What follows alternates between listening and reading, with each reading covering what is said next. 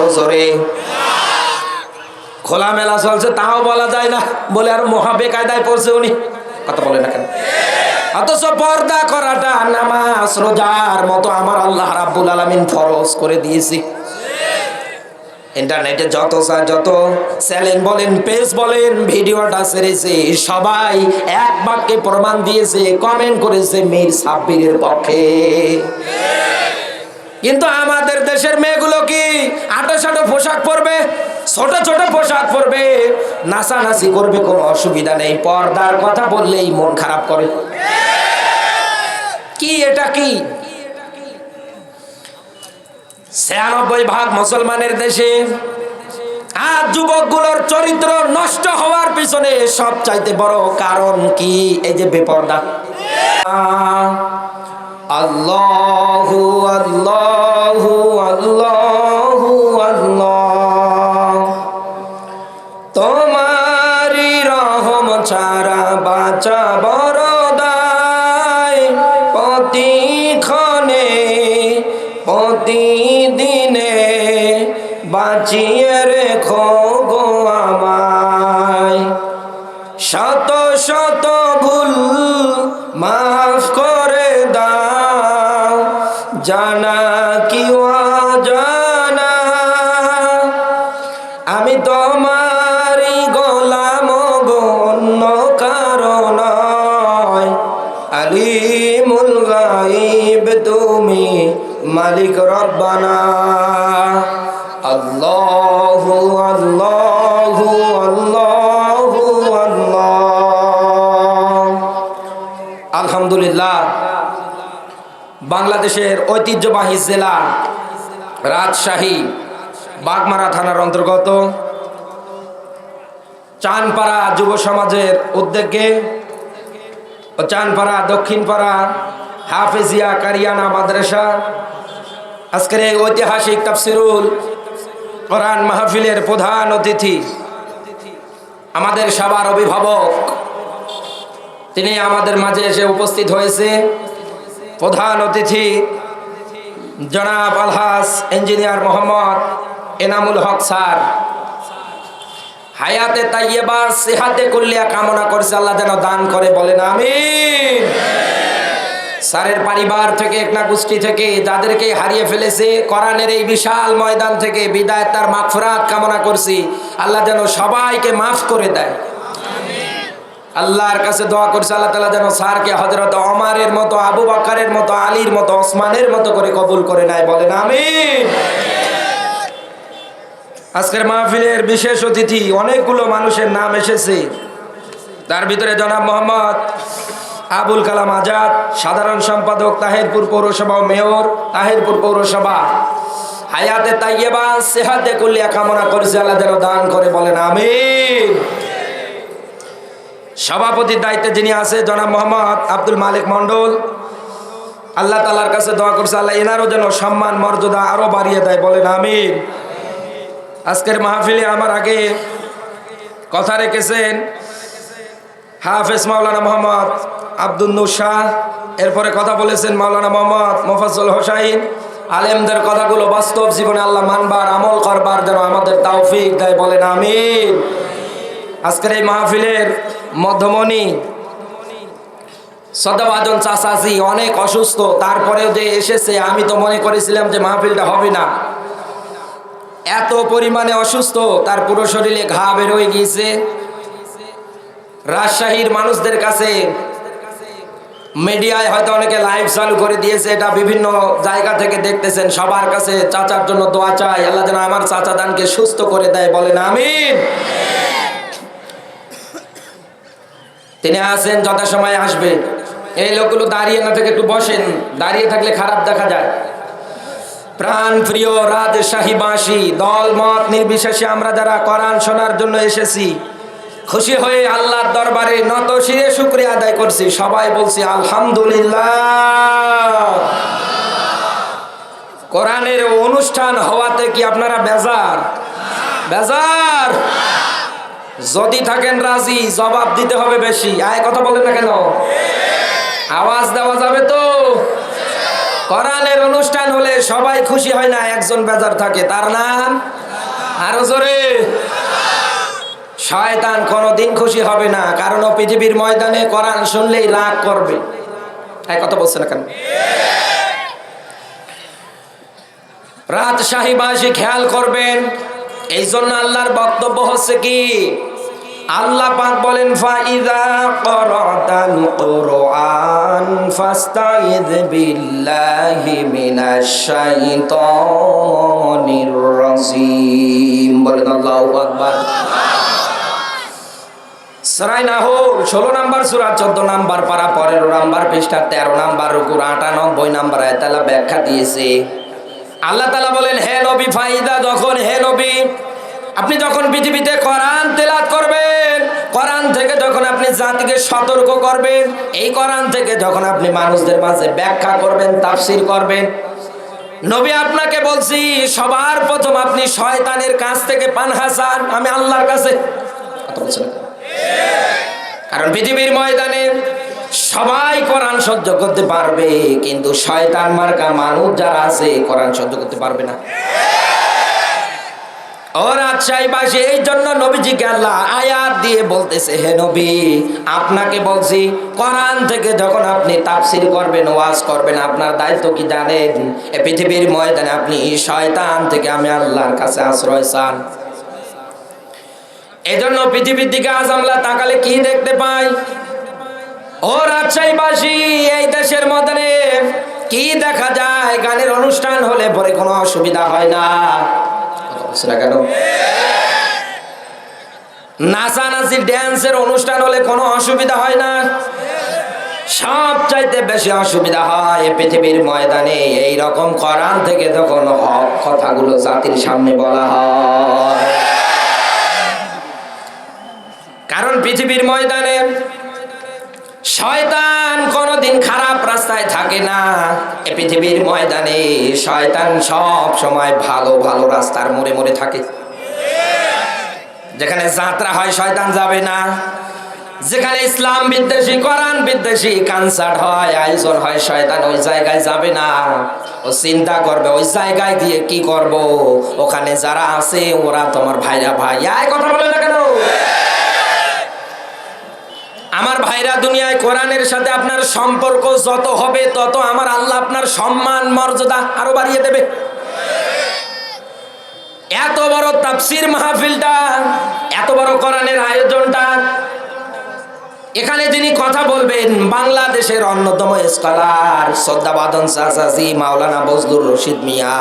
শুধু জীবনে কোরআন থাকার কারণে কোরআনের কথাগুলো বলতে পারে বিদায় রাজশাহীবাসী বাড়ি সেই বগুড়া কাহালু, এই জায়গা থেকে রাজশাহী পর্যন্ত এসেছে, মানুষের জায়গা দেওয়া যায় না। এ আকর্ষণ কি চাচার জন্য? হ্যাঁ বলেন না কেন? এ আকর্ষণ কিসের জন্য বলেন তো? এই জন্য আল্লাহর নবীকে আল্লাহ জানাচ্ছেন, হে নবী পৃথিবীর ময়দানে আপনাকে বলতেছি, পৃথিবীর ময়দানে আপনার উম্মত গুলোকে বলে দেবেন, এই পৃথিবীর ময়দানে ওরা যেন পৃথিবীর ময়দানে কোরআন নিয়ে গর্ব করে, আনন্দ করে। কথা বলছে না কেন? কারণ পৃথিবীতে কোরআন বাদ দিয়ে, ইসলাম বাদ দিয়ে আপনি যেটা করবেন আমার আল্লাহ কোনোদিন কবুল করবে না। আপনার আনন্দ হবে কি নিয়ে? আরো জোরে, কোরআন নিয়ে। ৯৬% মুসলমানের দেশে কি দেখতে পাই? এই পৃথিবীর ময়দানে কোনোদিন কোনো হিন্দুকে আমরা দেখি না পৃথিবীতে কোরআন বিদায় করতে চায়। কোনোদিন কোনো হিন্দুকে আমরা দেখি না, খ্রিস্টানকে দেখি না যে আলেমদের বিরুদ্ধে, হুজুরদের বিরুদ্ধে কথা বলে। বলে কারা? গোপনে তালাশ করে দেখেন, জন্মসূত্রে যেটা মুসলমান দাবি করে। ও রাজশাহীবাসী, পৃথিবীর ময়দান থেকে কোরআন আপনি কোনোদিন বিদায় করে দিতে পারবেন না। কোরআন আছে, থাকবে। সূর্য যতদিন আছে, এই পৃথিবী যতদিন আছে, মরণের পরেও কিন্তু কোরআন আছে। আপনাকে যখন কবরের মধ্যে রেখে আসবে, ফেরেশতারা এসে পর পর আপনাকে 3টা প্রশ্ন জিজ্ঞাসা করবে। প্রথম নাম্বারে জিজ্ঞাসা করবে, আল্লাহর বান্দা বল মান রব্বুকা, তোর রব কে? এরপরে জিজ্ঞাসা করবে তোর দিন কি, এরপরে জিজ্ঞাসা করবে তোর রাসূল কে। ও রাজশাহীবাসী, ভালো করে বুঝবেন, শিক্ষা আছে এই জায়গায়।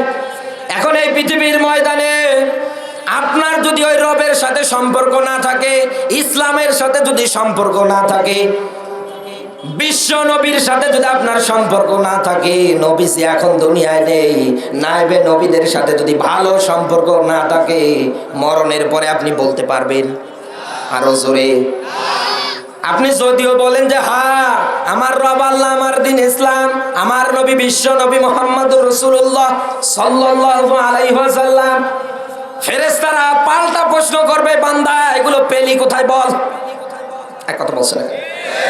এখন যেই মানুষটার টার্গেট সব সময় কোরআন বিদায় করে দাও, কোরআনপন্থীওয়ালা মানুষদেরকে তাড়িয়ে দাও এদেশ থেকে, ওরা কি বলতে পারবে আমরা কোরআনে পেয়েছি?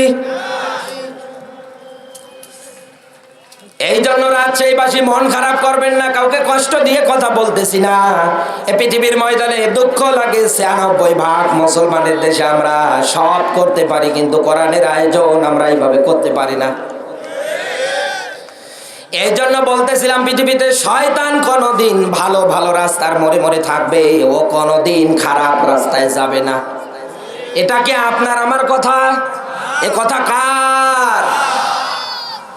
আল্লাহ পাক বলেন, ক্বালা ফাবিমা আগওয়াইতানি লা আকুদান্না লাহুম সিরাতাকাল মুস্তাকিম। বলেন আল্লাহু আকবার। সূরা আরাফ ৭ নম্বর সূরা ৮ নম্বর পারা ২ নম্বর রুকুর ১৬ নম্বর আয়াতে আল্লাহ ব্যাখ্যা দিয়েছে, শয়তান কোরআন শোনার পরে যেটা তেরা বাঁকা করে, কোরআনের ব্যাখ্যা শোনার পরে দুনিয়ায় যারা উল্টা পাল্টা মনোভাব করে, আপনি বুঝবেন ওটা নির্ভেজাল। রাগ করতেছেন নাকি? রাগ করতেছেন? আমার ভাইরা, এই জন্য পৃথিবীর ময়দানে আপনার আমার দায়িত্ব কর্তব্য, পৃথিবীর ময়দানে শয়তান যেহেতু কোরআন পড়ার ক্ষেত্রে সবচাইতে বেশি বাধা দেবে, এই জন্য আপনার আমার দায়িত্ব সাহায্য চাওয়া লাগবে কার কাছে? এই পৃথিবীর ময়দানে এখানে শুধু কোরআন পড়াটাই না, আপনি ইসলামের আন্দোলন করতে জানি, কাতিলুনা ফি সাবিলিল্লাহ, এই পথটাতে আপনি টিকে যান, ইসলামের পথে সংগ্রাম করতে যান। ও রাজশাহীবাসী, পৃথিবীর ময়দানে শয়তান বসে থাকবে না, আপনাকে বাধা দেবে সর্বাত্মক অবস্থায়। কারণ শয়তান ভালো করে জানে, কোরআনের আইন যদি চালু হয়ে যায়, কোরআনের বিধান যদি সমাজে প্রতিষ্ঠিত হয়ে যায়, এই পৃথিবীর ময়দানে মদের বার একটাও থাকবে না। পৃথিবীর ময়দানে দুর্নীতি চলবে না, অবিচার চলবে না, জুলুম চলবে না, নির্যাতন চলবে না, পুরো পৃথিবীর ময়দানটা সোনার মদিনা হয়ে যাবে। ও রাজশাহীবাসী, খেয়াল করবেন, শয়তান শুধু আপনাকে কোরআন পড়ার ক্ষেত্রে বাধা দেবে না, পৃথিবীতে যখন কোরআনের বিধানগুলো আপনি মানা শুরু করে দেবেন, তখন দেখবেন আপনার নামে উল্টা পাল্টা যোগ হবে। এক কথা বলছে না কেন? আল্লাহর নবী কোরআন পড়েছিলেন, কোনো অসুবিধা হয়নি? হয়েছে? হয়েছে? বিশ্ব নবী মুহাম্মদুর রাসূলুল্লাহ কোরআনের আমল করেছিলেন, কোনো অসুবিধা হয়েছে? আরো জোরে, কোনো অসুবিধা হয়নি। আল্লাহর নবী যখন এই মিশন হাতে নিয়েছিল যে আমি জাতিকের সামনে কোরআন বলবো আর তারা কোরআন মানবে, কথা বলছেন, এই জন্য সূরা নাহলের ৪৪ নম্বর আয়াতে আল্লাহ ব্যাখ্যা দিয়েছে, হে নবী, আপনার দায়িত্ব কোরআন থেকে সঠিক ব্যাখ্যা বিশ্লেষণ করা। আর এই পৃথিবীর ময়দানে আপনার সামনে যারা বসে বসে কোরআন শুনবে, ওদের দায়িত্ব ওয়ালা আল্লাহুম ইয়াতাফাক্কারুন, ওদের দায়িত্ব হচ্ছে চিন্তা ভাবনা করা। এখন আপনার কাছে আমার প্রশ্ন, ও রাজশাহীবাসী, এই পৃথিবীতে চিন্তা করতে পারে মরা মানুষ না জিন্দা মানুষ? বলেন না কেন? জিন্দা মানুষ চিন্তা করতে পারে। আমার আগে আলোচনা করতেছিলেন, উনি কিন্তু আয়াতটা পড়েছিলেন, তুখরিজান নাসা মিনাজ জুলুমাতি ইলান নূর।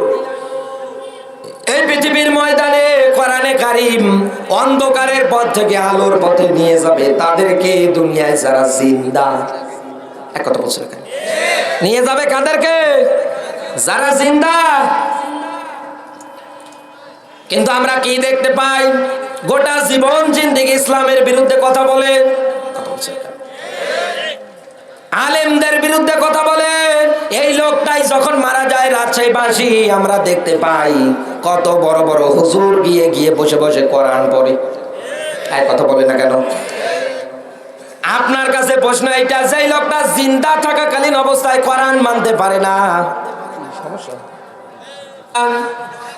এই পৃথিবীর ময়দানে কোরআনের তাফসীর যারা করবে আমার আল্লাহ রাব্বুল আলামিন তাদেরকে নিজে দেখিয়ে দিয়েছে এইভাবে কোরআনের তাফসীর করা লাগবে।